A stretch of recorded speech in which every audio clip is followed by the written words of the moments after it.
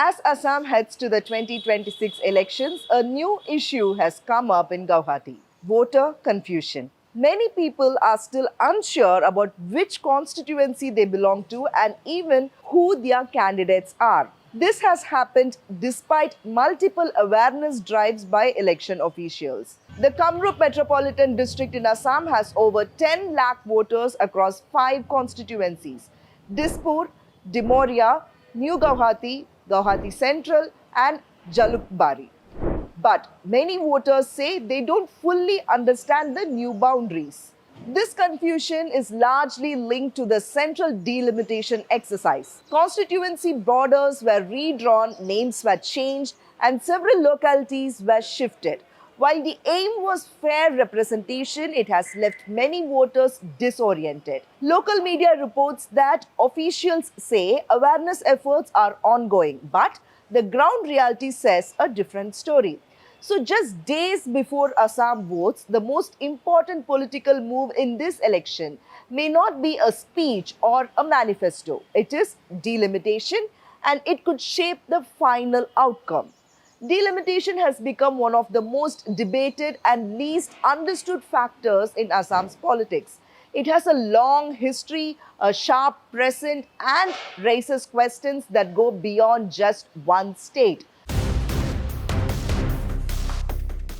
To understand this, we need to go back. Assam's politics was deeply shaped by the Assam agitation between 1979 and 1985.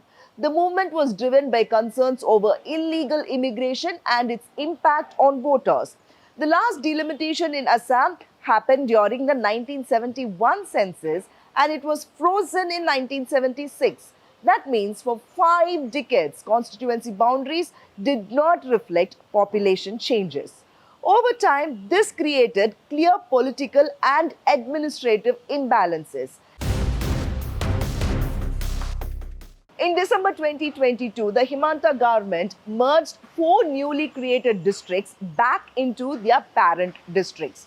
This happened just before the Election Commission began the delimitation exercise. Because of the timing, the move drew political attention. The delimitation was then carried out using the 2001 census as required by law. But opposition parties questioned why newer data was not used because the 2011 census recorded Muslim population growth in Assam at 3.3%. Using 2001 data meant that this growth was invisible when boundaries were drawn, effectively freezing a demographic reality that had significantly shifted over a decade. In the process, what they have done is that they have divided the districts into 3 categories based on the population density. For example, category A districts having a density per square kilometer of 307, another is between 307 and 372, and another category C that is a density of population 372. So what the thing is that this is not reflected. Basically, the entire things not get reflected in the delimitation process. These are the technical errors that were being seen post delimitation, and the election commission has not give proper hearing to the representation of around 1200 applications were there from the public as well as the political parties. However, only 45% of them were answered and 55% were left unanswered. Some leaders argued that the changes could affect the political balance in areas with large minority populations.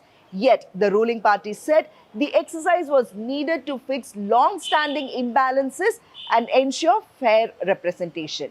In August 2023, the Election Commission released its final order, keeping most of the earlier draft unchanged.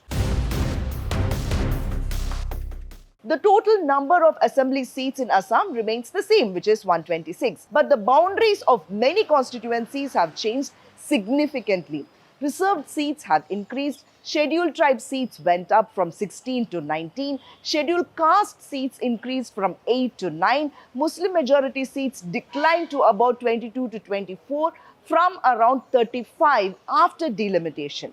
Some analysts say the new boundaries may have changed the composition of several constituencies. There are estimates that the influence of minority voters may have decreased in some areas. However, there is no official classification based on religion. In places like Dhubri, the size of the electorate has grown larger than in other constituencies. Critics say this affects balance, while the Election Commission says the variation is within limits. The impact of delimitation is already visible. Leaders like Badruddin Ajmal, whose AIUDF party draws much of its support from Muslim voters, are facing a changed political landscape after the boundary shifts. Elections depend on many factors, but delimitation is now clearly one of them. What is happening in Assam is now being watched across India. A nationwide delimitation exercise is expected after the next census. So, Assam is becoming a case study. This raises key questions. Can delimitation ever be purely technical? Or does it always have political consequences? And how do we ensure fairness and public trust in the process? Apart from the political parties, the representations of the people should also be heard, and technically it should be made error free, because the present delimitation that has been done is erroneous. And the first criteria that the election commission should consider, that the limitation exercise should be done based on the current, very recent census data. This will be the first election in Assam fought on the new map. When people vote, they are not just choosing candidates, they are also testing a new political geography. The real impact of delimitation will only be clear when the results come in, but one thing is certain. In politics, maps can matter just as much as mandates.